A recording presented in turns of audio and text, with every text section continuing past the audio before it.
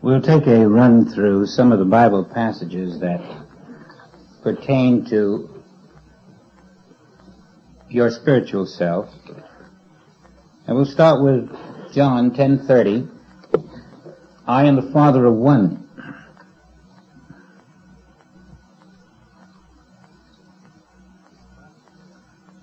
God is spirit.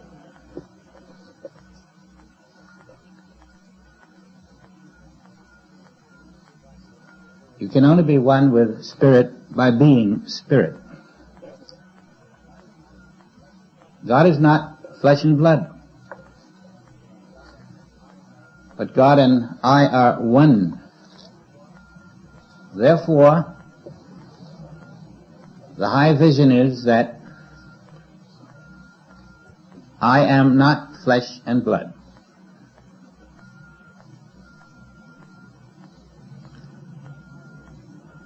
The mind will not assimilate this. The misperceiving mind will not accept this. Only in the depth of your soul will you know this to be true. So you must live there. That must be your habitation. There you will discover that I and the Father are one spirit. And as the Father is not flesh and blood, neither am I. God is life, and His life is the light of all men. I and the Father are one. I am life. I am light. All that the Father is, I must be, because I and the Father are one. And all that denies it must be misperception, not to be accepted.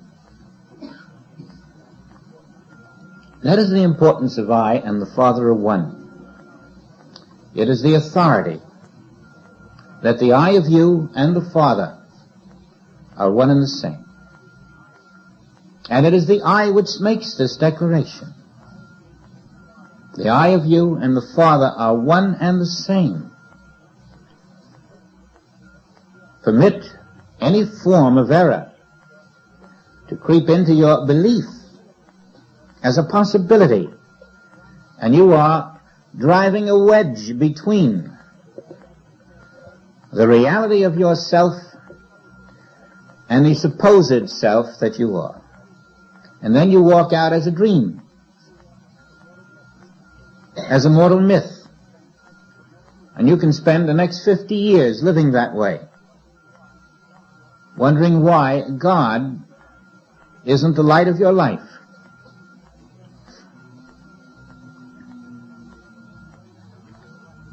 It matters not what mortal does to you. It cannot do anything to the reality of your being. Your life does not depend on your body. Your life does not depend on anybody, on any condition. Your life does not depend on a single thing in this entire world. Your life is independent of this world. And you have to live with that in consciousness until it seeps through into your everyday knowing that my life is independent of this world. It doesn't depend on my heartbeat. It doesn't depend upon my weight or lack of weight. It doesn't depend upon my brain cells. My life is completely independent of this which is called my physical being. And as long as I live in the knowledge that I am that life, it will appear as the regulating, governing self for that which the world sees as my physical being. As long as my consciousness is living in the knowledge of that life, is linked up with the reality of me, so that I am not separate in my belief, not apart, not living a second life, a life in the shadow. I and the Father are one, never divided. And because the Father is perfection, you are never separate from perfection. It is impossible. You may think you are, but that is misperception. You cannot be separated from perfection in all things. You cannot be separated from grace. It is impossible. You cannot be separated from love. Why? Because I and the Father are one, not two. The Father is love. How can I be separated if we're one? The Father is perfection. I cannot be separated from that which I am one with. That is the fact. It doesn't change. Everything that denies it is misperception. Therefore, when you learn the fact and live with the fact, and reject that which denies the fact, that perfection which you accept to be your divine heritage, that love, that abundance, that perfect, ever-present self which cannot be separated from itself is you. All that can stray from it is world hypnosis, and you're accepting world hypnosis. There can never be an error in your being.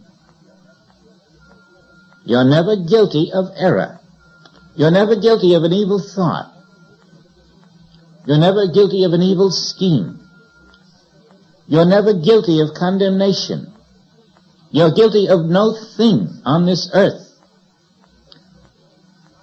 The misperceiving mind which creates a sense of a second self is merely fooling the one who accepts themselves as guilty. They have not accepted that I can never be separate from that spirit which the world calls God. We are pure, but we have to be what we are. One.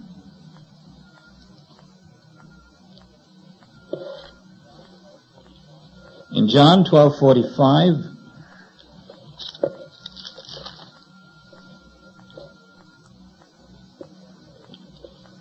he that seeth me, seeth him that sent me. That is the statement, then, that you are saying when you know that God is spirit, and whoever sees you, no matter what they think they're seeing, you are spirit. He that seeth me is seeing the Spirit, which is one with the Spirit that sent me, for they're one and the same. You're looking at the Spirit of God. Whoever sees you is seeing through a veil, because they cannot see the Spirit of God that you are. And this is the statement here. This is your identity. And you must let this be the identity of all that you see. Whoever you see, you're seeing him that sent that individual. Where are you looking? You're looking at one who is one with the Father. It doesn't matter if they know it. You're the illumined one. You are looking at one who is one with the Father. That one is the Spirit of God. You are looking at the Spirit of God. You are the Spirit of God. You are looking at yourself.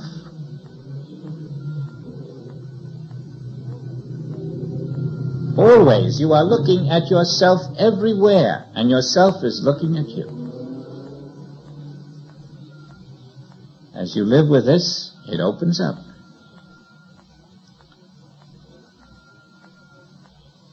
The invisible, infinite one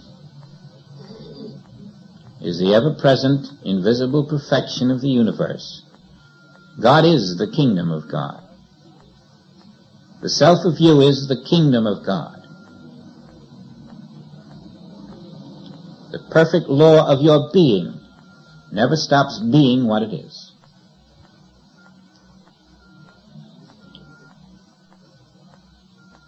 And again in John, John 16:12.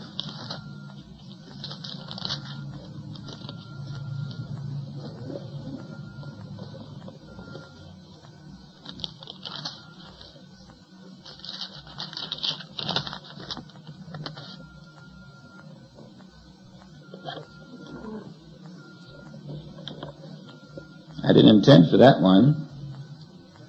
I have many things to say unto you, but you cannot bear them now. Well, I think we're saying them.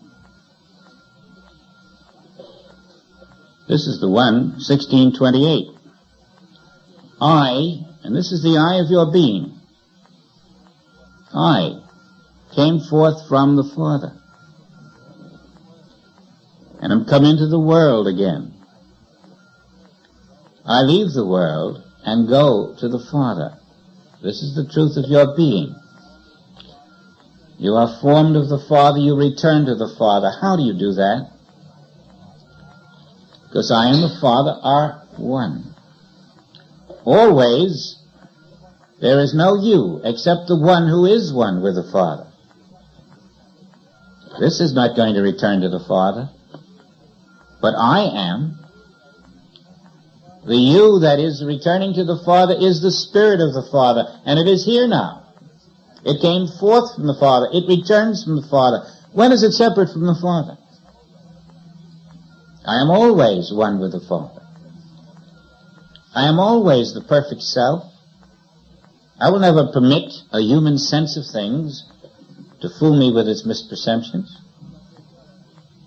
This is what you're dwelling with until you're ready to move into that incorporeal life, right here, right now.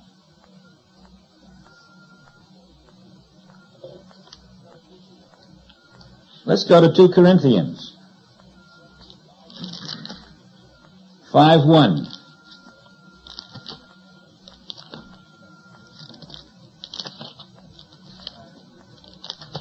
About our invisible body. For we know that if our earthly house of this tabernacle were dissolved, if our physical form, our earthly house of this tabernacle were dissolved, right now, not if we die, but right now, if we knew the truth about this earthly form, if this house of this tabernacle were dissolved in our consciousness, we have a building of God. What is that building? Our spiritual self, isn't it? And it's here. We have a building of God, an house not made with hands, not formed in the womb, not humanly created, but eternal in the heavens. We're becoming aware now that within what appears to be the first born, there is the second born. And we never were the first, we're always the second. It's only the misperceiving mind which thinks of ourselves in terms of flesh and blood. That invisible house, not made with hands, I am. I come forth from the Father, I return to the Father, I and the Father are one. Now, since before the world was, and forever, I, the invisible house that is one with the Father, can never leave you. We are one and the same. Let's go to 2 Corinthians 6:1.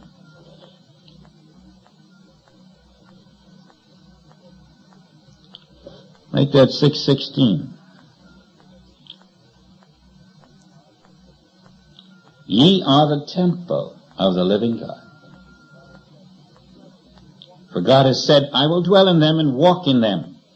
I will be their God. The Spirit of God is your temple.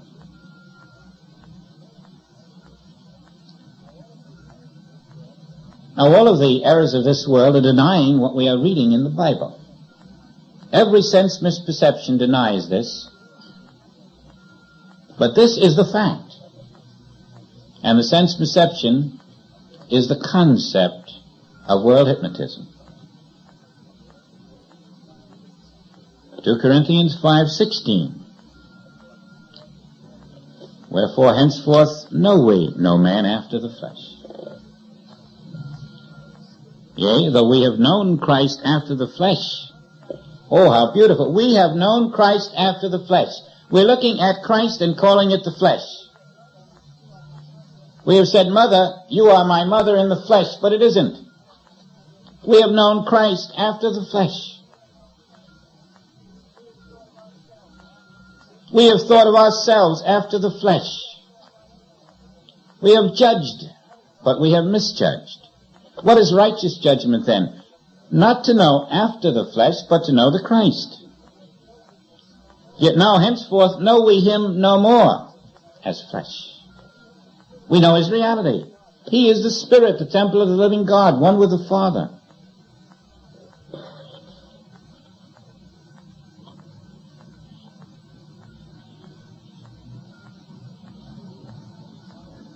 In Matthew 6:25, take no thought for your body.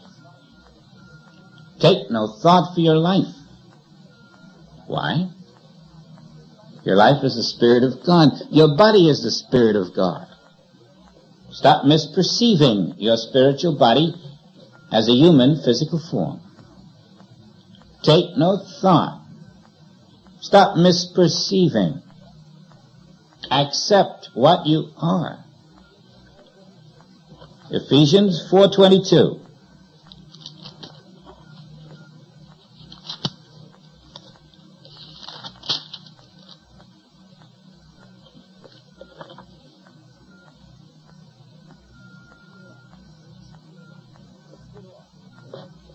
That ye put off, concerning the former conversation, the old man, which is corrupt according to the deceitful lusts. Be renewed in the spirit of your mind, that ye put on the new man, which after God is created in righteousness and true holiness. The old man and the new man. The body of flesh that we thought we were through the perception of the mind. The new man, the spirit that we always were, one with the Father. A readjustment in consciousness. A rebirth in consciousness. An acceptance of no error. And of no form which is capable of error. An acceptance of incorporeality.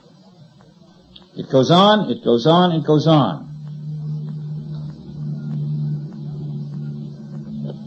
John, 1 John 1:4.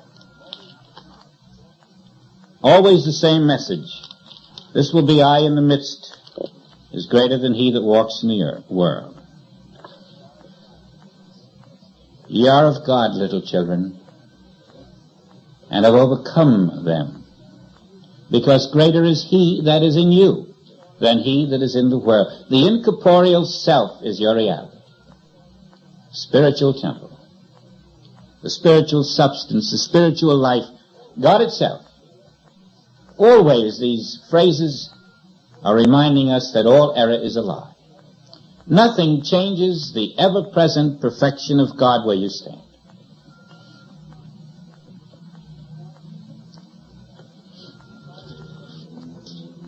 Now, God isn't sick. God never had an accident. God isn't unhealthy. God isn't poor. God isn't going to die. God isn't suffering. And I and the Father are one. We have to learn to accept that. We have to learn to dwell in the truth of that so the lie comes up against a stone wall.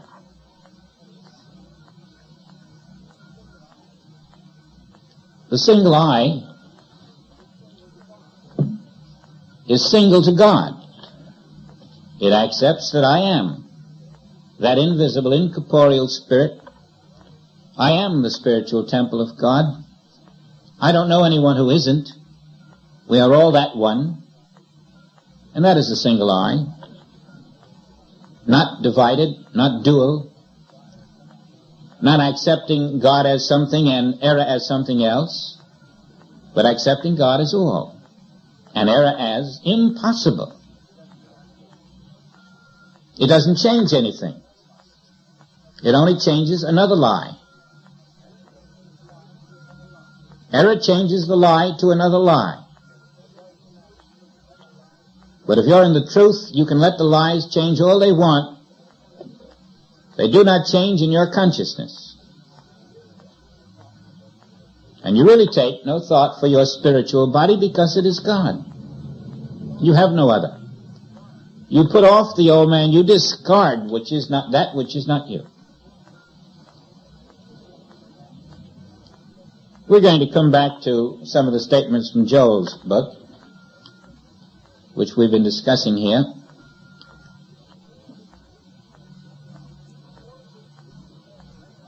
But all of this reasoning and mentalizing and recalling truth and being alert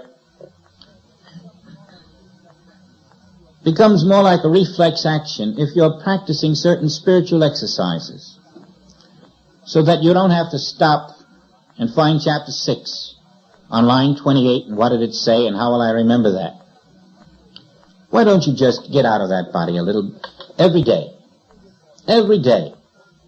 Give yourself a 10-minute holiday from the body. You'll see what I mean.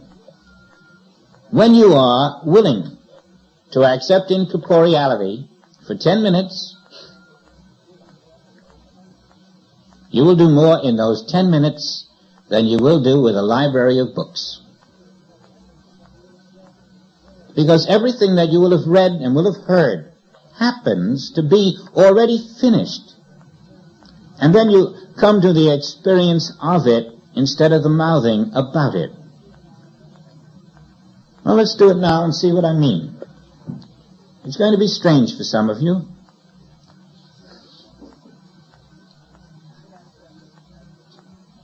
But I accept that you have no physical body for a moment. There's no place you can find a physical form. Now you know that in the form you have vision. You can see 100 yards away. Well, maybe all of that 100 yards isn't your vision from over here to over there. Maybe the whole 100 yards is your vision. Maybe all of that distance is actually your vision, seeing every inch of the way right from where the place itself is. So that it's all your vision. 100 yards of vision, all alive with vision.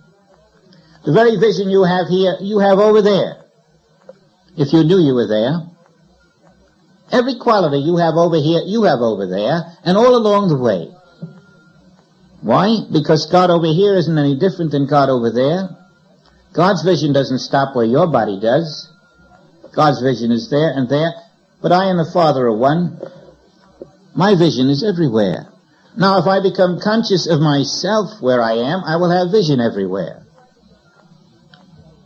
If I become conscious of myself everywhere that I am, I will have qualities everywhere. Someday you'll find that this is already the truth.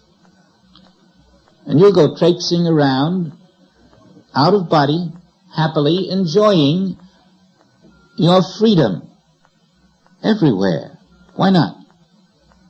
I and the Father are one. Start living that way for 10 minutes a day and see what I mean. Don't be afraid to take a few steps in your mind. You'll find it's easy without a body.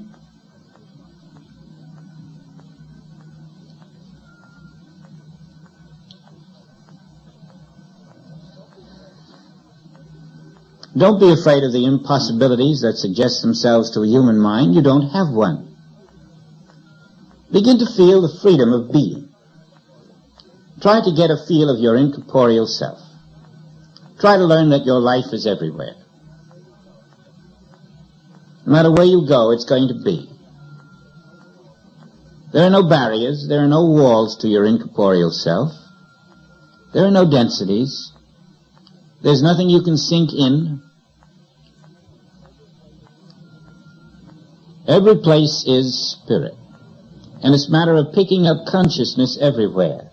but letting the consciousness do it, so that you rest in the knowledge of an invisible, incorporeal self which is everywhere.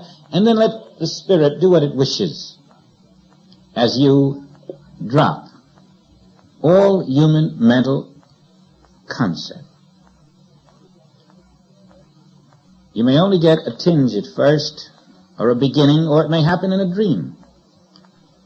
But plant the seed that there is no place where you are limited or forbidden to be. For you are an everywhere self.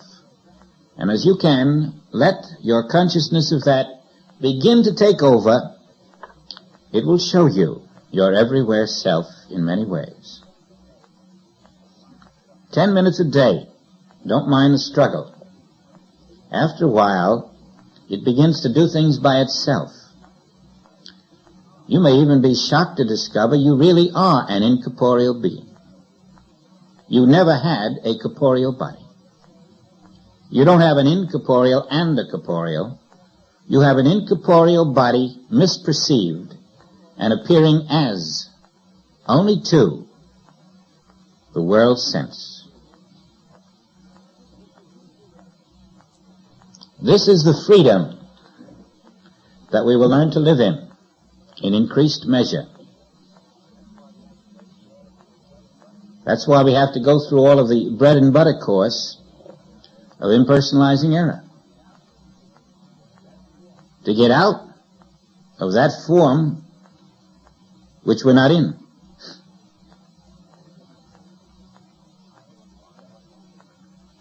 I and the Father are one. I come from the Father. I go to the Father. Thou seest me, thou seest the Father. Oh, he said it in 95 different ways. Every way except straight out. You're not there in a physical form. They had to speak of earthly tabernacles instead of human bodies. They were speaking to an enslaved mind. It would have been happy just to get a third meal a day. We have our third meal. We also have the horrors that appear in the world. We have God shaking the world. We have ministers who think God is bringing evil to earth. We impersonalize all this. And we live in the one infinite, incorporeal, spiritual self. Free from concept, 10 minutes a day, letting the I that is infinite take you on a guided tour of the many mansions within. Give yourself that luxury until you feel rather unhappy when you're not in that awareness of the incorporeal self. When you come out of it and go through this world, you'll find you hunger to return, to be still, to know the glory of the invisible self, the reality of being.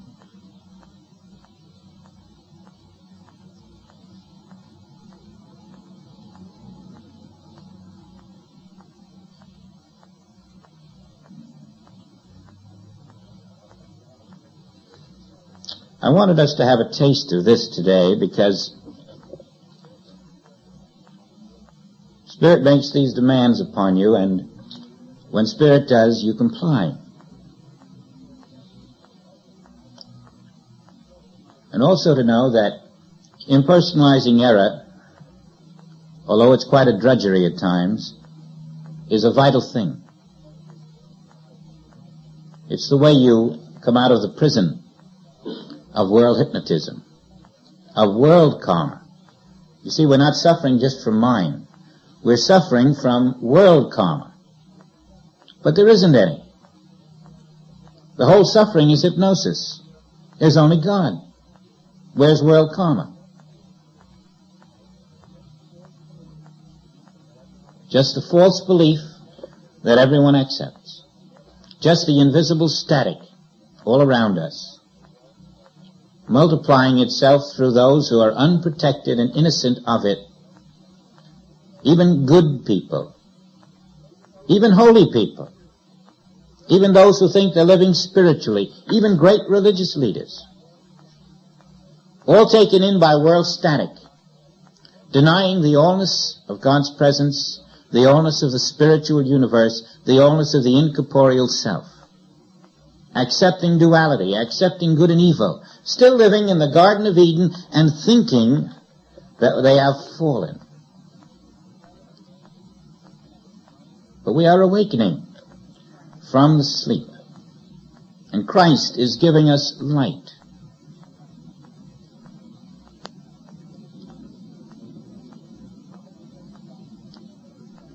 Now, I hope this exercise is clear to you, because when you are able to do it for a little bit, it doesn't matter if you have any great sensation or not, there will be a deepening of the peace. There will be a feeling that I almost made it that time. There'll be a feeling that this is the direction I'm going to travel a little more. And you'll come out of it looking at the world and saying, well, you don't scare me a bit. You don't fool me. I somehow am developing that consciousness of the invisible self behind this visible world, and a freedom in it, and awareness of it. And as you do, this world won't terrorize you. Its evils won't penetrate your mind into the acceptance of them. You look at your own form and say, well, if they hand me my head on a platter, it's not going to change a thing. We're learning to lose all of the concepts which have denied our own being and the presence of God as ever perfect everywhere, undivided.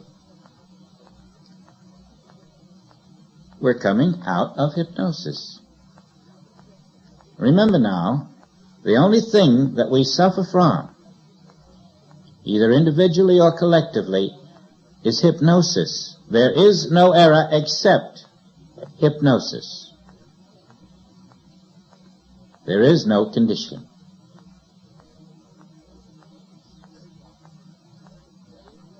There is no physicality. There is no matter. There is no world. There is God. There is the universe that God is. There is the kingdom. There is the divine self. There is the Christ. There is I. Infinite, eternal, immortal, ever present, ever perfect, ever wondrous as the Father.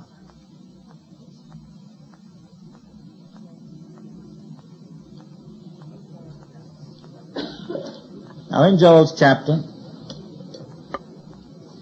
it's rather late, I guess.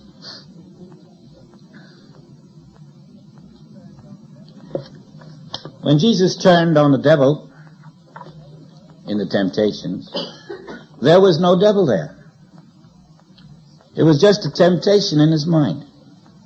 You knew that, of course. There was no devil, there was just a temptation in his mind. Fine. And it had to be met in his mind.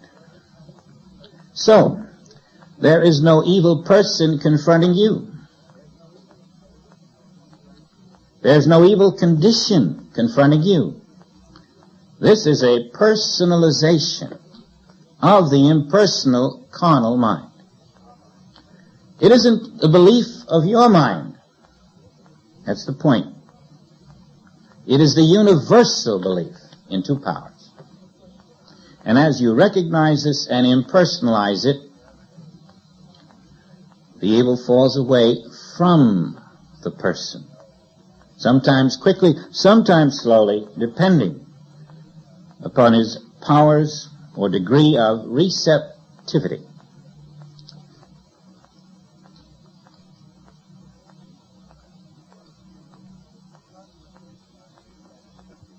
It's hard to impersonalize because these images of persons are so deeply implanted And so you have to dwell in that invisible self for quite a while before it's very real to you.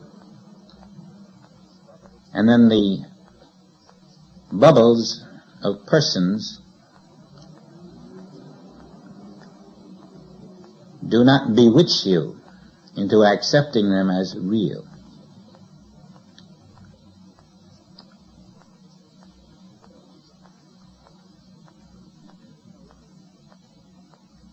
There is no evil condition confronting you. If you want to reread that again, probably on page 76 in Mystical Eye. What determines the harmony of our experience is our reaction to these things.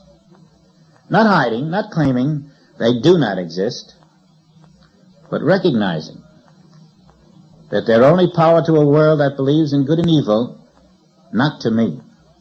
I know that there is but one power. That means no other power is possible. Now, when we say that there's only one power, there aren't two powers.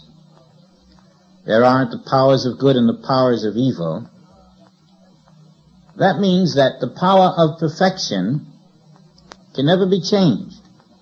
It doesn't make any difference if the whole side of the mountain falls down.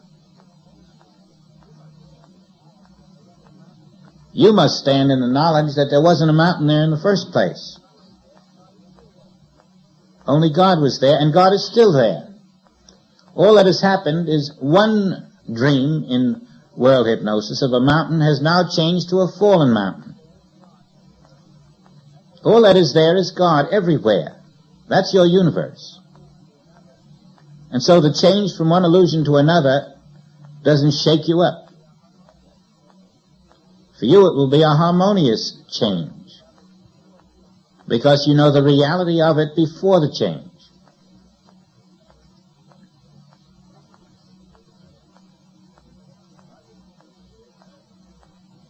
God didn't create an earth and then shake it up. God's earth is perfect. It doesn't need any shaking. It is perfect now. All it will shake is the illusion in men's minds. And if we shake with it, we have not found that I and the Father are one.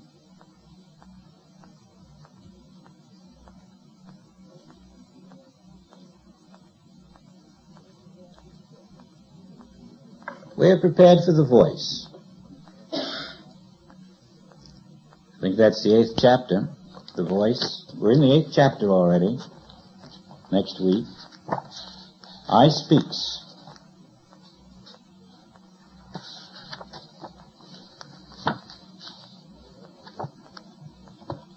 We should be able, if we're practicing the incorporeal self 10 minutes a day, to come to a place where the incorporeal self hears God speak. That's the level at which I speak. And so in a sense you're preparing for that chapter and for that experience, and you're inviting that experience as a permanent dispensation.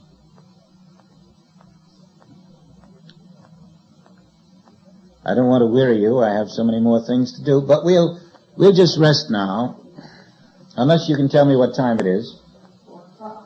4 o'clock. Right. I guess we will rest now. And let's close with a meditation reviewing incorporeality as without boundaries, not finite, not weight, not density, just a quiet knowledge that I am life, without boundaries.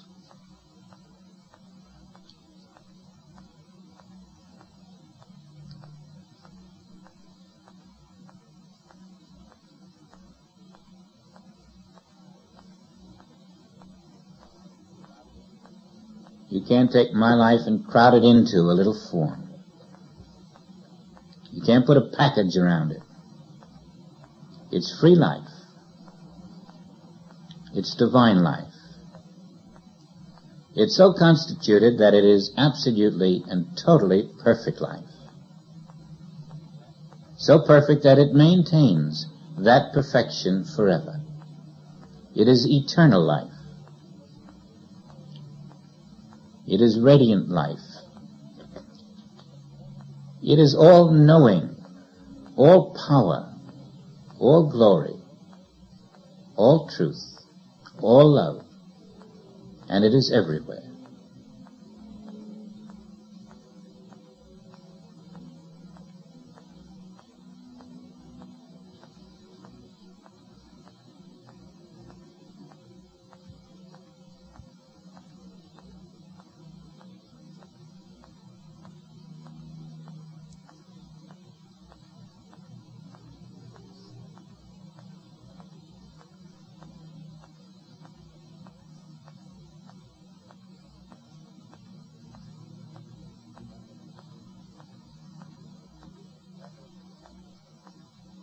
It is forever without error.